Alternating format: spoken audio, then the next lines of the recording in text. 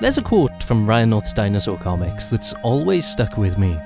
It goes something like, "We were born too late for tall ships, but too soon for starships."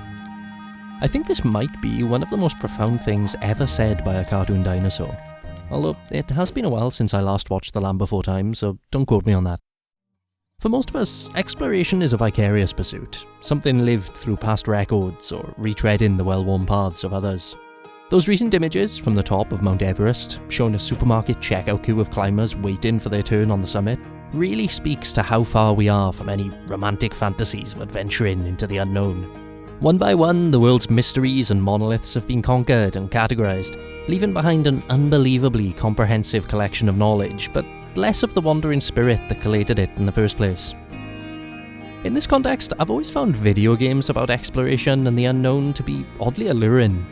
The world beyond your village may already be fully modelled on Google Maps, and the mountains may be full of tits from Silicon Valley, but at the very least, our TVs are giving us new worlds to explore and new mountains to climb.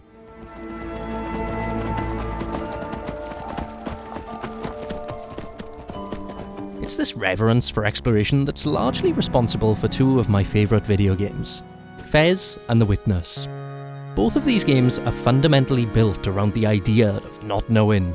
They're about unravelling and prodding at monolithic, mysterious worlds and hoping for the best.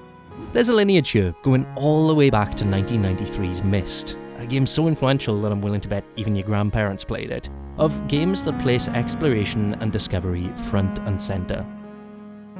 I love games like Myst. I love any game that taps into my monkey brain desire to explore, and I think this is why I'm so happy to have come across Outer Wilds. An explorathon crowdfunded and developed by Mobius Digital, Outer Wilds takes the sense of wonder and mystery central to games like Myst and brings it to some interesting new places.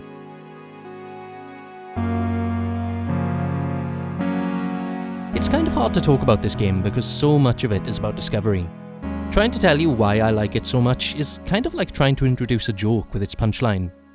I've limited the clips I've used for this video, and I still worry that by showing anything beyond the safe 4 walls of the game's starting area, I've already shown too much. In Outer Wilds, you play as a 4-eyed alien from a village on Timber Hearth, a small planet hurtling around a dying sun. Your people, a goofy tribe of scientists with a love for photography and impromptu jam sessions, have recently stumbled across the secret to space travel, and with it, knowledge of an ancient race of aliens that have left their mark all across your galaxy. It's from this humble origin that you're strapped into a spacesuit, booted out the door, and told to go explore and bring back as many intergalactic postcards as you can. Just like Fez, The Witness, and Myst, this game doesn't give you a lot of direction, just a whole lot of things you don't understand. Within the first 10 minutes, for example, you might stumble across an observatory containing oddities like this or this, accompanied by plaques with messages akin to a big shrug of the shoulders. One of the more unsettling discoveries the game forgets to mention is that the sun is due to go supernova within 20 minutes of the game starting, destroying you and everything you love. Initially, there's no indication of why any of these things are the way they are. Instead, you play until you die and then the game plops you right back where you started, at the beginning of a Groundhog Day style time loop where everything is reset to 0 every time the sun throws in the towel. So you fly around in 20-minute chunks, if you're anything like me, crashing your ship spectacularly on alien planets, forgetting to put on your spacesuit and asphyxiating in the cold vacuum of space, and maybe, occasionally, actually successfully managing to disembark and explore uncharted lands. A lot of changes occur during the game's 20-minute cycle, and a large part of the game is just snooping on the universe as it goes through these motions and figuring out how to use it to your advantage while exploring. You might duck into the core of a crumbling planet at the right time, for example, or go out of your way to witness the right event from the right perspective. If this sounds kind of open, it's because it is. If you have any questions about what's going on, you just have to get out there and figure them out for yourself, even if it means asking 10 more questions along the way.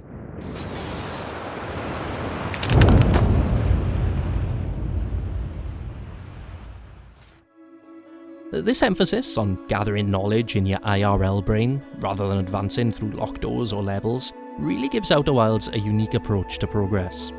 It does keep a persistent log of what you've seen to keep you in the loop, But beyond that, any progress is contingent on you swatting up on the universe and how it functions. For example, you might struggle against rising sands while exploring a vast cave network to get to a subterranean settlement you read about on some stones. Then, once you're on the other side, you might realise that there was a convenient hole in the landscape all along that could have taken you there in half the time. Just like that, without finding a single key, you've just unlocked a new shortcut for as long as the location of that hole stays in your mind. And this is a small example.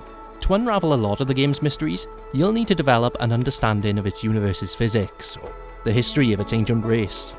You'll never have to put pen to paper or whip out a calculator. This isn't a Kerbal space program, but it is full of Kerbal-esque aha moments where you'll learn something that'll fundamentally change the way you approach the game going forward.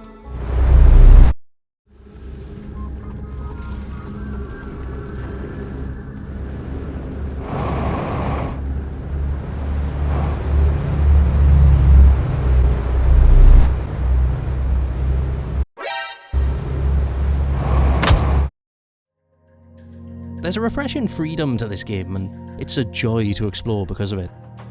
There are no artificial barriers, and as a matter of fact, you're highly likely to stumble across a lot of areas and tricks out of sequence. It's entirely plausible, going back to my previous shortcut example, that someone could find this hole in the ground before even hearing about the underground settlement that it leads to. I've seen stories of people stumbling across late game plot developments within their first hour of playing, and although it is unlikely, the game hasn't done anything to stop them. You're building an understanding of the game world based purely on where your curiosity takes you and what you perceive and experience when you get there, and it makes the process of exploration feel like it's truly your own. What I really like about Outer Wilds though is that moving around and discovering new things feels intuitive, chiefly because the process of navigating is very tactile and integrated into its narrative and world. You can go out and break things and put them back together again to see how they work. You can hoard artifacts, or even destroy the space-time continuum itself. As long as you're back in bed by 9, the game doesn't seem to mind. There's a kind of reverence for astrophysics and the scientific method, and the game seems very concerned with portraying the freedom and the fun of scientific discovery without any classroom wrist-slapping. Puzzles in Outer Wilds can take many forms, but they usually boil down to the discovery of a clear physical problem. Like a locked door, a lurking danger, or just your preschool understanding of basic physics that usually requires some sort of applied knowledge to navigate. Due to its open-ended structure, you can try to Leroy Jenkins your way through every obstacle. Trust me, I've tried. But the ship's log and the way it spiders out in various directions seems designed to guide the player from one place to another, usually hinting that puzzle solutions might lie elsewhere. When you consider that pesky 20-minute time limit and the abundance of problems, puzzles, and solutions dotted around the solar system, it all seems designed to dissuade you from staying in one place for too long, but rather encourages you to indulge your curiosity and move around the universe, so that you're not just building knowledge of a single problem or piece of history, but stitching together grander, interconnected theories that can apply to multiple problems. Let's say you've just heard about some strange alien doohickey at the centre of a planet. You go to the planet, rub up against its surface for the best part of 20 minutes, and you promptly get consumed by the sun and die. Before you go though, you see a note scrawled on a nearby wall, an ancient alien posting on Space Twitter about an experimental lab buried under the south pole of a different planet. If you take the hint and go there, you might find some research notes talking about what the core of the first planet is made of, maybe guiding you to yet another planet to study the rocks in its mines. Before you know it, you're following a whole daisy chain of discoveries and solutions that will, eventually, lead you to the core of that first planet, while teaching you how to get to the core of similar planets in the future. Most puzzles in Outer Wilds follow this basic structure. They're surrounded by breadcrumb trails in every direction, and if you're willing to follow any of them, they'll usually lead you to smaller scale versions of your problems, where you're given more freedom to test and explore solutions. If you're having trouble with a particularly aggressive species, for example, the game might lead you towards a fossilized version of it that tells you something about their physiology that you can use against them. The world is full of these little and big testing labs, all of which are potential learning experiences for anyone curious enough to stick around and poke at them. And failing that, they are also just kind of cool to play around with. Even if you learn absolutely nothing, sometimes it's fun to just throw the inevitable heat death of the universe to one side and bounce around like Christopher Walken. One thing I noticed as I came to the end of my time with the game is that the 20-minute time loop turns the universe itself into a kind of testing lab. From one loop to another, almost everything in the universe remains constant, giving you a fixed set of variables to experiment with from loop to loop.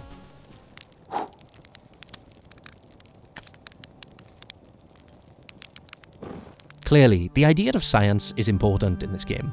You're not just discovering geography and objects, but also testing them to find out what makes them tick. And it imbues your journey with a sense of purpose that separates it from a lot of other sandbox worlds. This kind of faux scientific method is drilled into your brain from minute one, when you're led to the observatory on your home planet and your nose is rubbed up against a collection of artifacts and gizmos that can all be found on a larger scale later in your adventures. These spheres, for example, are subtly pulled by the moon's gravity, acting like a kind of a cosmic compass, but also hinting at the workings of similar machines you might find later on. I'm impressed by how many hints like this are scattered throughout the game world, all of which are designed to teach you something unlikely but important. This universe's physics aren't quite like our own, but they are clear and consistent and immensely satisfying to play around with as a result, especially when just playing around with an object in one place can lead to workable puzzle solutions in another.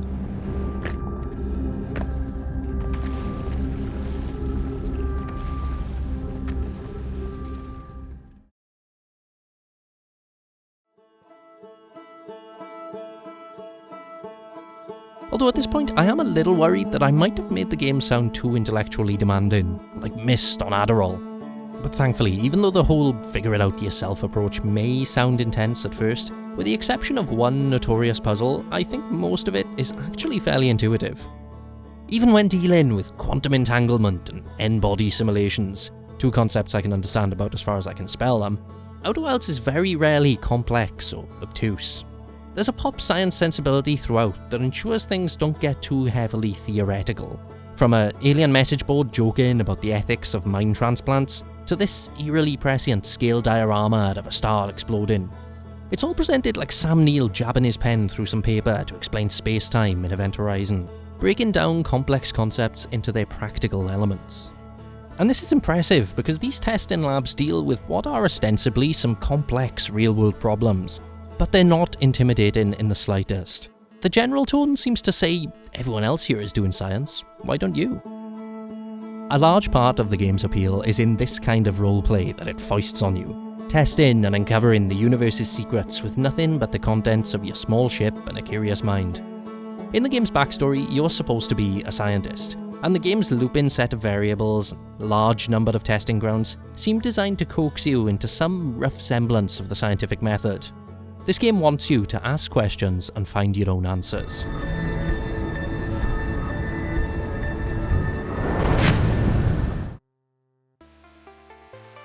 At a bare minimum, there are two clear questions that most players will have. Who were these ancient race of aliens, and why does the sun keep exploding in my face? And in a rare instance of ludonarrative cohesion, or to put that in regular speak, of gameplay and story getting along, the process of solving the game's puzzles often passively fleshes out your answers to these questions. When trying to figure out how to use a black hole to teleport across the galaxy, for example, you might stumble across a potential theory for why the sun is so unstable. Story points and lore are buried all over the solar system, and if you're trying to finish the game, you'll likely piece most of it together naturally. And if you don't get anything, you can just Google the rest like I did. This point in particular is surprising to me because I'm not usually one for lore in video games. I can't imagine anything more dull than reading Dark Souls weapon descriptions in the hope of scrying why the nasty frogman became a nasty frogman, mainly because it's never integrated into the games in a meaningful way. Look at this description from Dark Souls 3. This is just a short story within a game, and unlike the books in Bethesda's Oblivion, it doesn't even have any naked lizard people to liven things up. In Outer Wilds though, I actually care about this stuff. I seek out the little tidbits of information spread across each world. I journeyed to the core of my home planet to find out more about the origin of my species, even though the game never told me to, if just because it was integrated organically, right there next to the steam vents and tide pools in the planet's depths. Any story or lore usually comes naturally as a result of the player's curiosity, and as a result it feels tailored to the player's experience. It all feels very practical. And this is significant because a common complaint I've seen levelled against games like The Witness and Fez is that they don't really feel practical. For all of their mystery and grand puzzles, you're often just solving puzzles for the sake of it, with little in the way of contextual application. A lot of Fez's puzzle solutions, for example, rely on pressing hidden button combos or changing the system clock. Both very creative novelties, but also very meta and distanced from the substance of the game's world and story.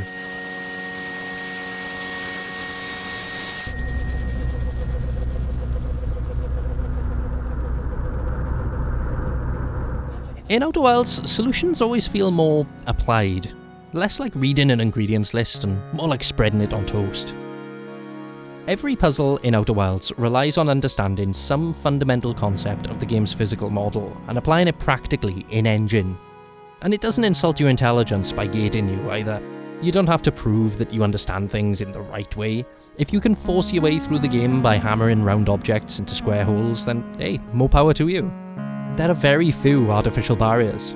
If you have a practical understanding of how it all works, you can boot up a clean save and finish the game within your first 20-minute loop.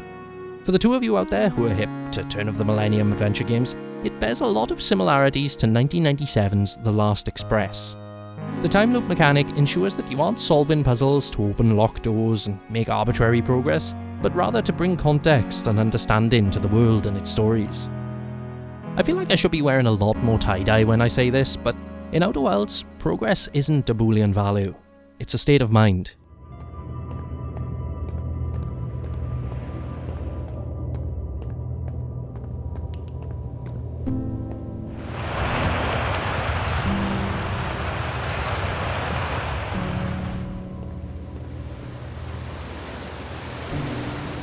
It feels a lot more tactile and organic than in its peers, which isn't a slight to games like Myst. They are my favourites for a reason. But it is perhaps an olive branch to anyone who was interested in the sense of wonder in those games, but was turned off by their seeming lack of purpose.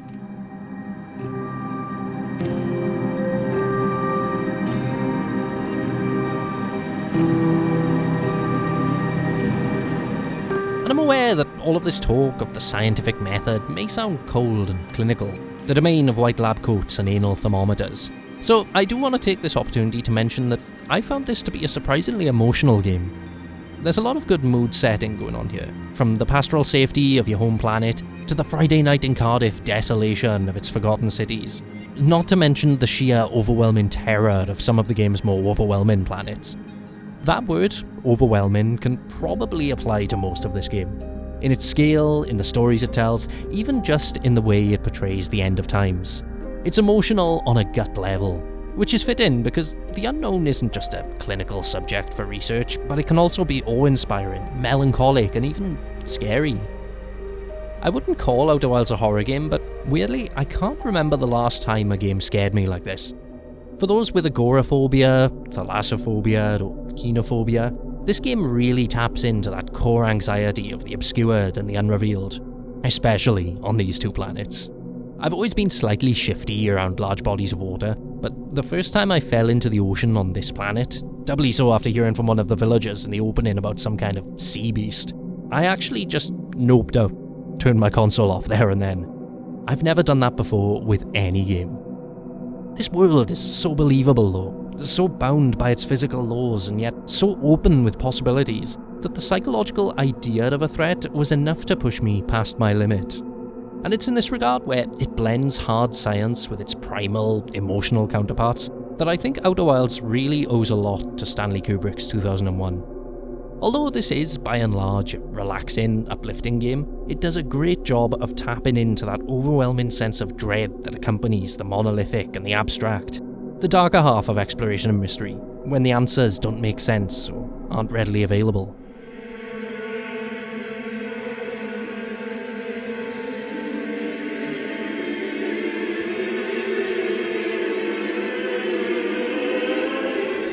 Just like in Kubrick's 2001, most of this game's deeper meaning is abstracted, but personally, I interpret it as a game about the beauty of mystery and the double-edged sword that is trying to unravel it. We're never more involved with a mystery than when we're trying to solve it, and this is the fun part. Once it's solved, once we know the ending and the credits have rolled, it's never the same again, something which is painfully true in the case of games like Myst. The fun part is getting there.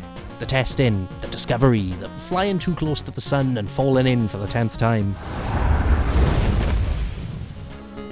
I won't spoil anything, but I interpret the game's broader message to be about the inherent melancholy, or if we want to get fancy, what Camus called the absurd, of relentlessly pursuing meaning when we know that once we find it, it will become meaningless. Reading about the game's ancient race struggling with this realization and coming to it yourself has surprisingly emotional experiences.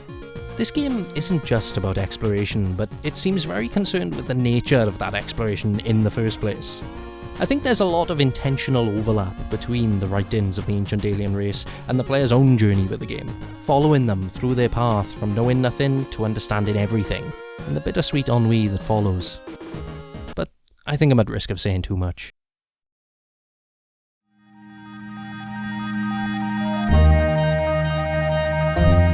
Ultimately, I can't recommend Outer Wilds enough. If the video up to this point didn't make it apparent, I'm smitten with it. It's the kind of game that I think really pushes the boundaries of interactivity. It gives you an entire solar system to explore, dumps a wheelbarrow full of mysteries into it, and trusts you to be able to divine meaning and joy from it. It's scientific and educational, but also melancholic and just fun. Like Myst and all of those games before it, it taps into the romance of tall ships and starships by embracing the idea of mystery and all of the joyful, scary emotions that come with it. I'd like to come back to this game at some point, once more people have had a chance to discover it for themselves, and make another video really diving into the spoilery stuff, the nitty-gritty aspects of its solar system and puzzle design. For now though, all I can say is that if, like that cartoon dinosaur, you've ever longed for adventure, Outer Wilds has you covered. If just for a little while.